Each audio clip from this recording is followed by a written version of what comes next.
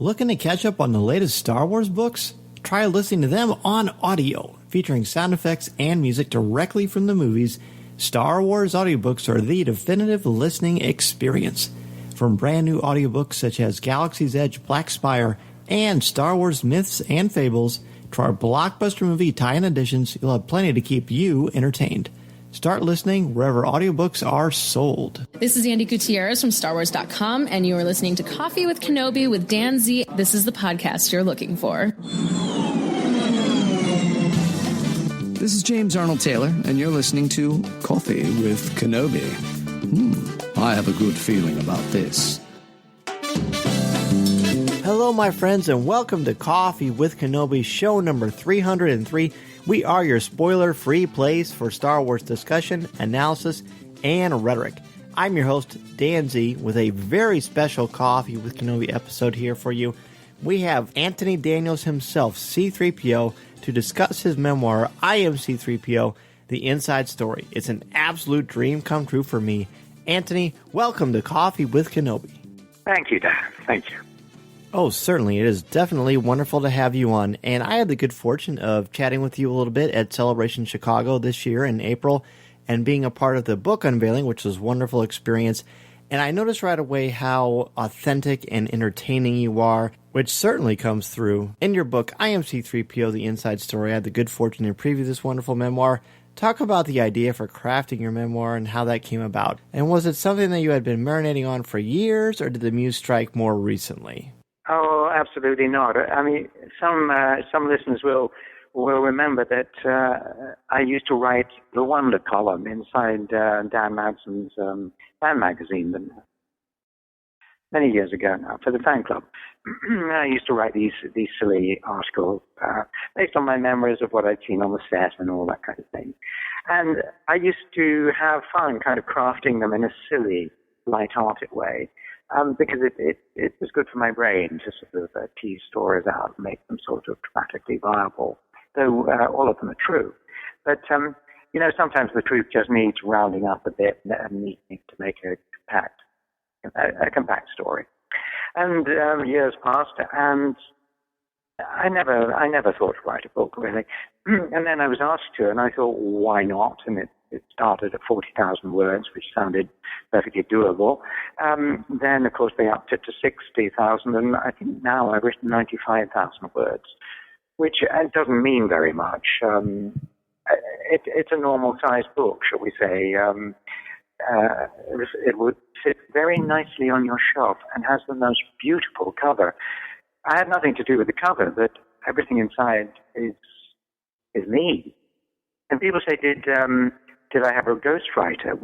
No, I didn't. I wouldn't know how that worked.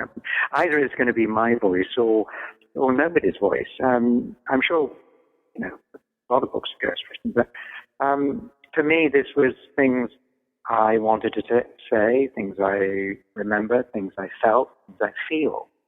And people said, oh, it's his first book. No, it's my last book, because it's a ton of work. Wow, that's quite powerful. You have this way of expressing yourself. And it really came through, by the way, at Celebration Chicago when you were on stage with the cast of The Rise of Skywalker, and you suggested that your memoirs were coming out. Not suggested so much as announced it to us, which was really exciting.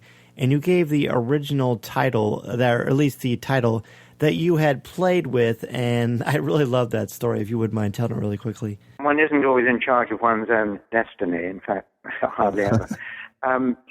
I thought about titles and the man inside and all the usual sort of things, the face behind the face behind the mask, man behind the mask, man in the iron mask, man in the golden mask.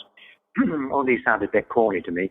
And I came up with, of course, one of the most quotable lines in all of the Star Wars movies from Harrison Ford, Solo, never tell me the odds. And the key to that, of course, is Threepio, boring everybody with his statistics. But I thought for once, this character who's been basically bullied for years and put down and dismissed, to have him go telling the odds would be a kind of fun thing. But The publishers thought the audience were not bright enough to understand that. I quite like people to think that you don't have to make things obvious for everybody all the time. And let's respect people's intellect a bit. Anyway, I gave up.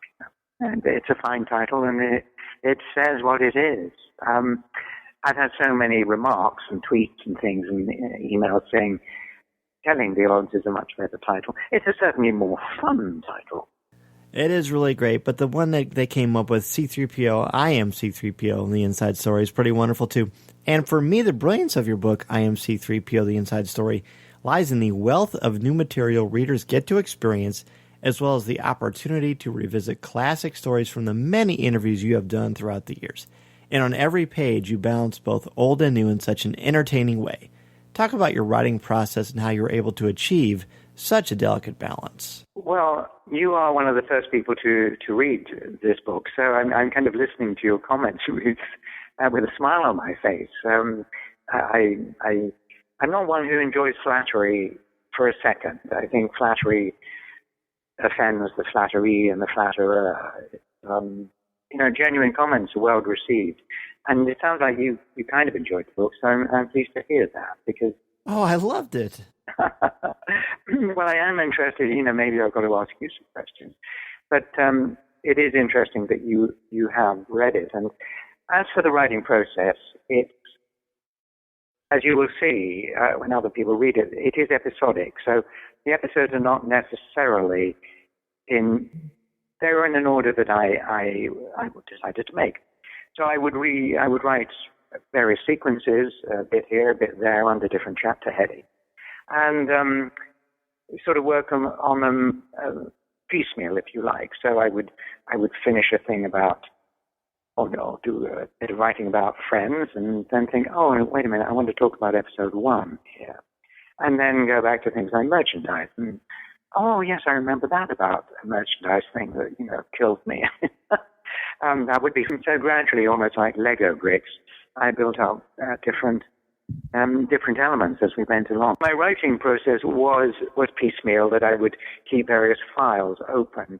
And when new things occurred to me, I would jot them down on bits of paper if I was on my computer. Thank goodness for computers. I've always admired Dickens, Shakespeare. They wrote that by hand. Can you imagine? So I thought about all the elements that might be interesting to fans, to readers, because hopefully you don't have to be a total full-on fan to get the idea of what it's been like for me in these movies. And many people will have heard stories that I've told at events or in interviews or at conventions. And certainly some of those are in there because they are as true today as when they first happened, like when I met George Lucas in 1975. That happened, that memory stays very strong, as you can imagine. So those fed to my writing. And then other things came up, which I haven't talked about, and possibly some of the darker chapters will surprise people.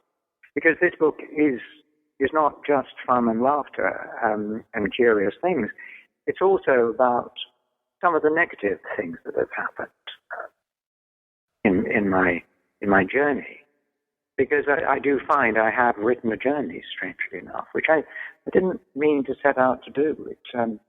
I just thought I would write a sort of diary jottings thing. But it has become a journey, and just in other people's lives, there's the good, the fun, the happy, the interesting, and then there's the sad and the bad and the hurtful, the distressing, because I've tried to tell the truth in a balanced way. And it very much comes through. You talked about Dickens and the power of language. Well, I had heard you discuss how uncomfortable that original suit for Threepio was on the first film on several different occasions. But reading about it made it all the more real. Now, again, I talked to my high school seniors about things like this, the power of language and the written word. It really does make things come to life. And it really is fascinating that this experience of this costume helped give you and Threepio his voice. Talk about how the costume is such a formulative part of your performance. The character is a character. He's a costume, like any character in a movie or in a play. He's a costume. He's words. He's actions. He's timing. He's a figure. He stands there. You watch him in certain circumstances that he's placed in, but you do hear him.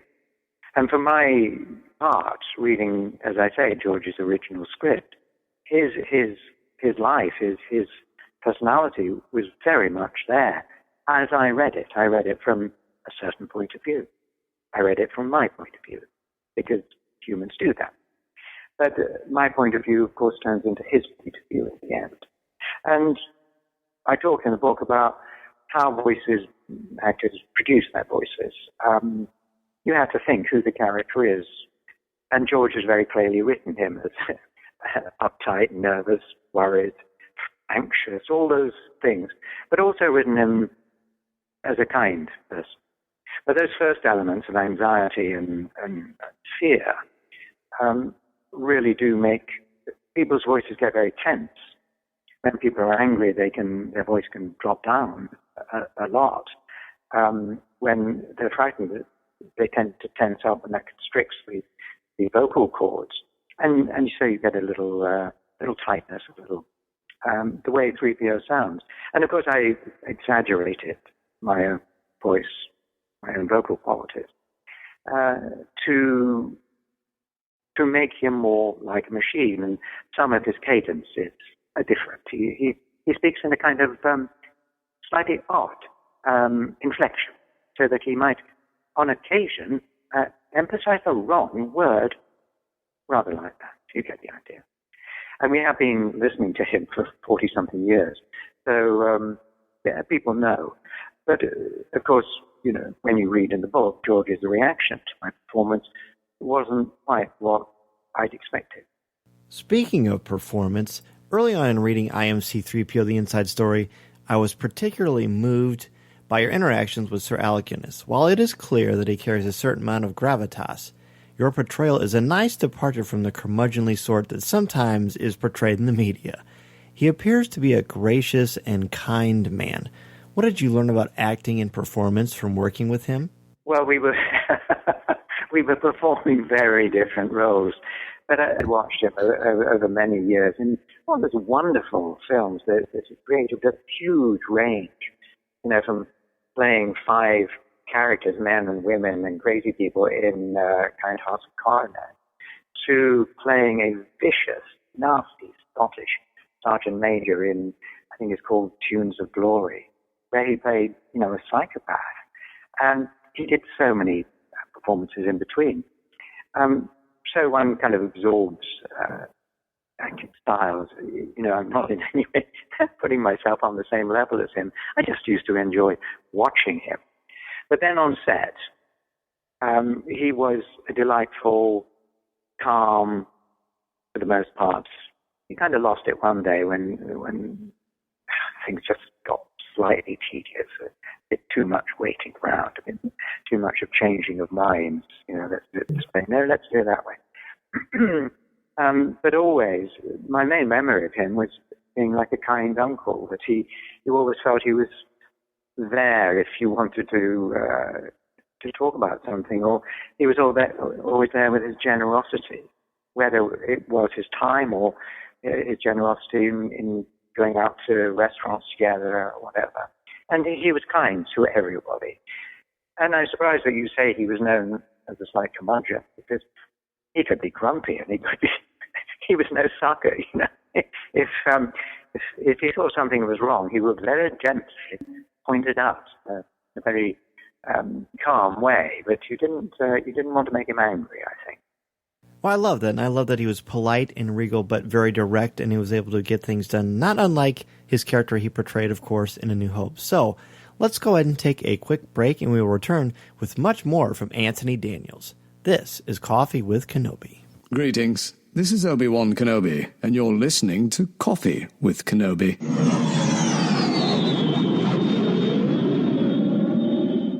Looking to catch up on the latest Star Wars books? Try listening to them on audio, featuring sound effects, top-notch narrators, and music directly from the movies. Star Wars audiobooks are the definitive listening experience. From Luke Skywalker to Kylo Ren to Admiral Akbar, you'll recognize all of your favorite characters. Listen to brand new stories in the Star Wars universe, like Thrawn Treason by Timothy Zahn. Can't make it to Galaxy's Edge this year? Just listen to Galaxy's Edge Black Spire by Delilah S. Dawson and Star Wars Galaxy's Edge A Crash of Fate by Zoraida Cordova. With Star Wars audiobooks, you'll have plenty of Star Wars listening to keep you entertained. Available wherever audiobooks are sold. We are back speaking with Anthony Daniels on his new memoir, I Am C-3PO-The Inside Story. We have been talking a lot about your history with Star Wars. Star Wars, of course, is continually able to tap into nostalgia for so many of us. When reflecting and writing on the experience of auditioning for Star Wars, being cast, meeting George Lucas, etc. for the beginning of this book, this is far from your first rodeo, and as I always tell my students, the metacognitive process, sort of the thinking about how we think, does something for us in our reflection. What did you learn about yourself and the original Star Wars filming process through the first 27 chapters of this book? Well, I was surprised that quite a few things came back to me so clearly. One assumes one's memory, for the most part, is reliable at the moment. What did surprise me were some of the less happy sequences of this experience over 40-something years. And there have been several, downs as well as lots of ups. And the difficulty for me was finally writing a balanced sequence of events, because some of the earlier negatives were really quite remarkable. And at some point, I realized I was going through therapy. I was therapizing myself, if that's a word, I don't know. And I found I did get quite upset again. I kind of relived some of the moments. And I remember for a couple of weeks when I was writing around these subjects that I actually got quite depressed, quite angry again. And I wondered whether I should be talking about it. Because some of the negatives I hadn't ever spoken about, really, because everybody else was having such a good time, other members of the cast, there's a huge fan base that grew up, that if everybody loves and loves and loves something, you don't want to sort of knock an edge off it. You don't want to spoil the fun. And so I kept a lot of stuff inside for a long time. And finally I began to let it out, not venting my spleen, but just saying how I felt. And I didn't always feel good. So people may be surprised about that, and they may think, oh, he's complaining, or he should have been grateful, or whatever. No, there were times that I hurt. I was particularly moved by those moments in the book where you described the isolation and the loneliness that you felt during certain sequences in filming, and it very much mirrored or how I imagined C-3PO might be feeling. So I thought this was therapeutic for me to read this, and I imagine that it was for you as well. So I'm grateful for you sharing that. It's very important, and I think writing is a very personal thing, and it comes through here for sure. I hadn't realized how personal this was until I began to put certain sequences down. And the thing about loneliness is really quite germane, because one of the reasons I loved or was attracted to Ralph McQuarrie's paintings, the character, which I talk, always will talk, because that was the genesis of that was the start of my journey. He looked lonely in the picture. He looked bereft. I think I used that word. And then on set, I found that I also felt lonely and a little bereft at times. And it wasn't deliberate on anybody's part. It just went away. And basically a kind of piece of furniture that was Threepio. People don't have time to keep coming up and stroking you, cuddling you, telling you how marvelous you are, that they know you're in there still. No, they have to get on with their own job. But the effect was to feel slightly at one removed. And that, of course, does maybe help to play to his apparent appearance of being different, being alone. I mean, he has loving relationships with most of the characters, certainly with R2 and all that. But yes, there was a sense of isolation, which was not, you couldn't avoid it, really, given the fact that I had to stay in the suit, inside, wrapped around my head, for days on end, because it was impossible to put on and off so quickly. So naturally, we spent a lot of time talking about A New Hope and the origins of C-3PO, but the depth and breadth of your career is covered in I Am C-3PO-The Inside Story, including television, the Disney theme parks, Celebration, and Star Wars in Concert, among many other things. Without giving away too much of the book, what are some standout moments from these experiences that further enraptured you with your golden counterpart? Well, certainly Star Wars in Concert, which I talk about, and maybe some listeners will have seen it, and I certainly hope so. Rather late in life, I really began to connect with how people saw these movies. And for that show, I am particularly grateful because it became a key. And people wouldn't write because I think I explained how I felt about it. But there are, I kind of enjoy, there's all sorts of things I enjoy in the book. I think it's important that I have talked about the relationship with R2-D2, that how difficult it was to work with basically a prop. And if I'm proud of anything, it's helping people to believe that R2-D2 was real. And with Ben Burtt's effects, he became utterly believable. So that was a piece of real movie magic. But talking about the simple things of being on the set, people don't always know about it.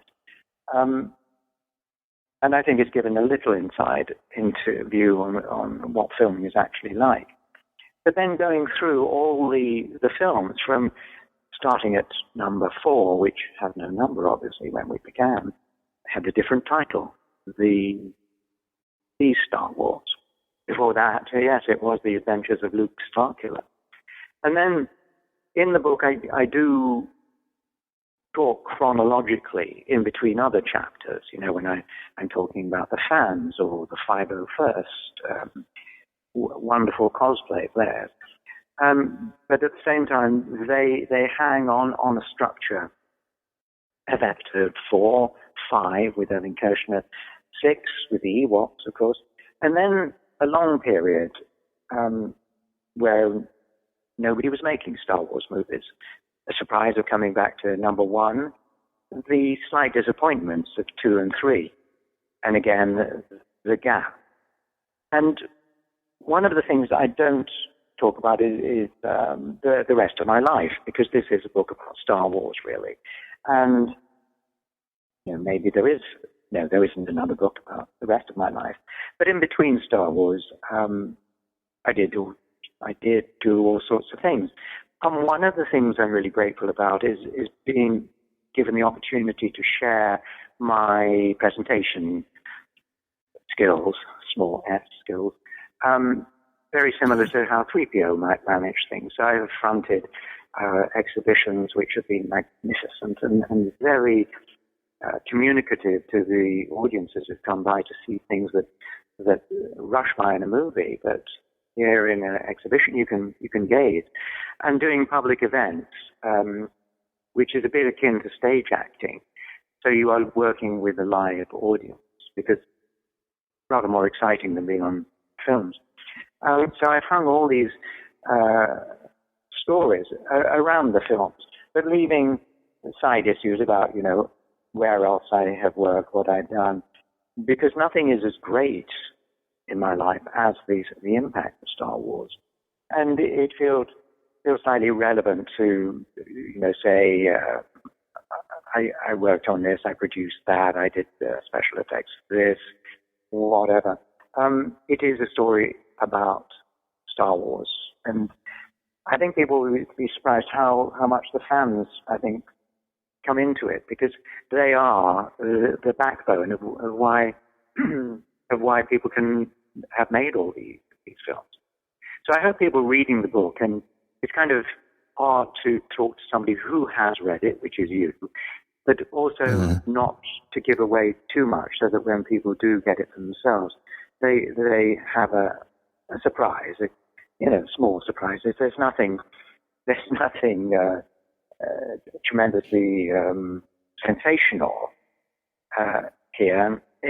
Hopefully it's a gentle read, because I'm slightly noticing now somebody makes a outrageous statement in the press about something that happened years ago, and then you find they're writing a book, and this is merely to sell the book. I don't think there's a sensational moment in it.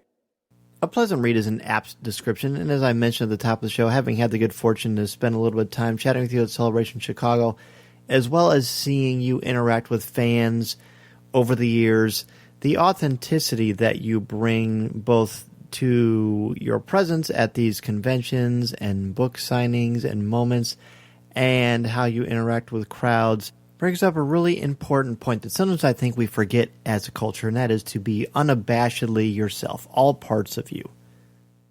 That invites us, as an audience, to walk in your shoes. And it just makes for a much more engaging experience. Well, I hadn't thought of using the phrase, to walk in my shoes, partly because they're incredibly uncomfortable, obviously, as 3PO shoes. But it is something that is pertinent, because maybe I have tried to say what it felt like, the good and the bad, and hopefully not in a way that is kind of 3PO complaining, whatever. But most people will see the films and know about Star Wars from a wonderful perspective of the excitement and love and affection for this great story that George wrote. And, he began it all. But hopefully they see another side that maybe brings not balance to the Force, but balance to the picture, that they get an all-round view and still love Star Wars. Oh, absolutely. And I can see that we are running low on time, and I want to be respectful of the generosity of spirit and time that you have given us. So I'm going to have one more question for you, and I'm going to go ahead and quote a brief line from J.J. Abrams in the foreword to your book that he contributed to. And he writes, "In The Force Awakens, when 3PO remained mostly within the Resistance base, perhaps Antony's biggest challenge was the red arm." And he puts parenthetically, "I gave 3PO a new limb to demonstrate that the character had gone through some dangerous adventures since we'd last seen him. Antony hated it. Hated, as you will see in parenthetical." You address this later in your book, and while it is not your favorite thing to happen to 3PO, you eventually made peace with it. Talk about that experience and how you came to an appreciation for it. I appreciate everything that JJ does. He wanted a red arm. He got a red arm. I just thought it was a bit in your face. It was a bit unsubtle. The silver leg in the first movie, that was subtle. This one, not so much. But he is the most remarkable man. If he wanted a red arm, fine. But on the set every day, as I mentioned, I would not let him forget that it wasn't my idea. And we didn't ever really use it. It was just his subtle hint at 3PO's dangerous past, shall we say. But working with JJ is a complete inspiration on a daily basis. And we do, I think, tease each other quite a lot. And I did tease him about Red Arm because at that point there was nothing I could do about it. He has been a remarkable cap to this whole sequence. To have ended up filming The Rise of Skywalker is an extraordinary ending, a topping off that has given me huge joy. And I'm amused to finally see the trailer that everybody's enjoying right now. And working with him, seeing the trailer, it brought back so much of the exciting, affectionate, enjoyment that we all shared. It was very hard work, really, really hard work. I don't know how JJ finds his energy, but he does, and he gives it to everybody. He shares it, and he shares his love with everybody. And part of the fun was teasing each other, and I hope that comes in the book. Oh, very much so. The entire thing, it comes through in the entire thing. And the Rise of Skywalker final trailer, How lovely that C-3PO right smack dab in the middle of the trailer gets the most poignant moment of pathos. That must have been a really special moment for you. It was rather the final trailer where he delivers the most poignant line ever. I was very touched. JJ and Chris Terrio had written this amazing story, and to have 3PO come back into a major role in the film, and to have him say some lines that are very touching, is just a wonderful ending for me. That he's not just a silly character, running around being afraid. He has feelings, and I hope in the book some of those feelings, both his and mine, come through. And I was particularly touched the other day to speak to somebody who said, as a child, as a 4-year-old, I think, he'd hidden behind the furniture in the sitting room watching the movie because he was afraid at certain sequences. And then he realized that he loved the Gold Man because the Gold Man was afraid too. This figure who is much taller than him and so on, much bigger, he was afraid. And if 3PO was afraid, then this little boy had no shame in saying he was afraid too. And I have spoken to quite a few people in recent years who have told me that 3PO was a bit of a fellow traveler with them, that his sensitivity, his fears very much echoed the way they feel in society and the difficulties they have being with people. So I feel proud that he's helped one or two people deal, with their issues. It came as a surprise. I didn't expect that. I believe it's true, and I'm very proud of that. I think that's beautiful. In fact, my first ever encounter with Star Wars wasn't the film itself. We had gone numerous times to see it, but it was continually sold out, and that was very discouraging for a 5-year-old boy. But in the meantime, my very first experience with Star Wars was the merchandise, and the very first thing I ever got of Star Wars was the Kenner C-3PO action figure, which is very special to me. In fact, when I went to the Solo red carpet premiere in Hollywood, I carried that original figure with me in my suit pocket as a reminder of how special this franchise has been. C-3PO has always been at the forefront of that for me personally. It has been such an incredible joy and a pleasure to speak with you about your wonderful memoir, I Am C-3PO-The Inside Story. Please let everyone know where they can find this wonderful book. It's been a real pleasure to talk to you about something that is maybe both old in this world and new in this world, my book. Thank you for giving me the opportunity to discuss it. My absolute pleasure, my friend. And you can find I Am C-3PO, The Inside Stories, available now on Amazon, Barnes & Noble, and anywhere you can find great books. And, of course, you can find Anthony Daniels on Twitter, where he is giving us his musings and anecdotes about life, and sometimes teasing Anthony Carboni, which we always enjoy. Carboni, I keep getting his name wrong. It's very bad, yeah. Listening to Coffee with Kenobi, you are the podcast you're looking for. This is.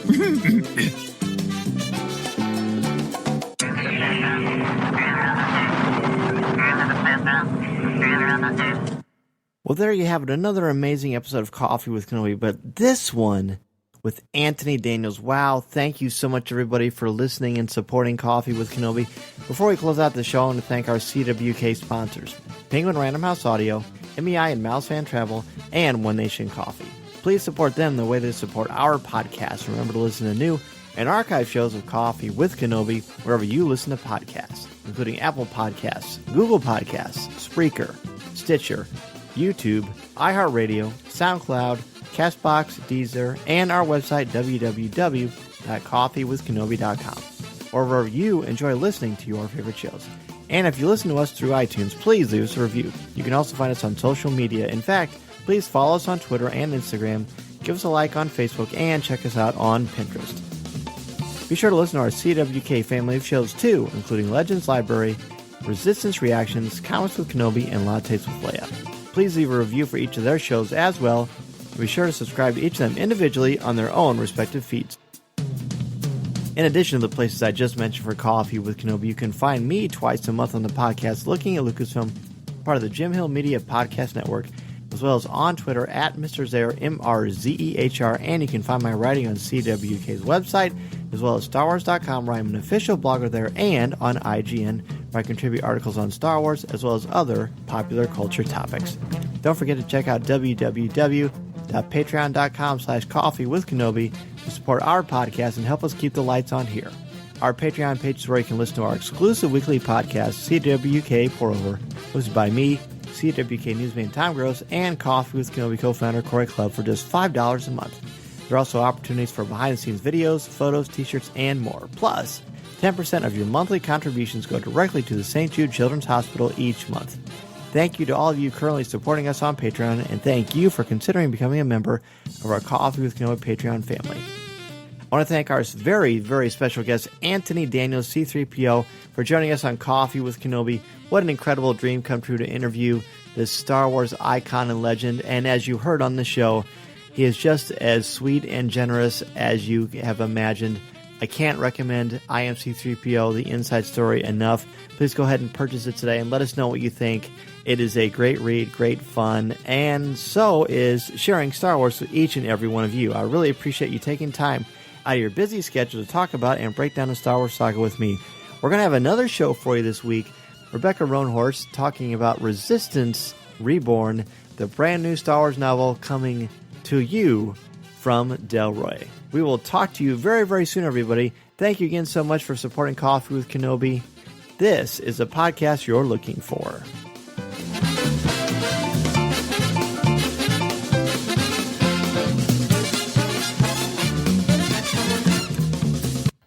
This podcast is not endorsed by the Walt Disney Company or Lucasfilm Limited. It is intended for entertainment and informational purposes only. The official Star Wars website can be found at www.starwars.com. Star Wars, all names, sounds, and any other Star Wars-related items are registered trademarks and or copyrights of Disney and their respective trademark and copyright holders. All original content of this podcast is the intellectual property of Coffee with Kenobi unless otherwise indicated.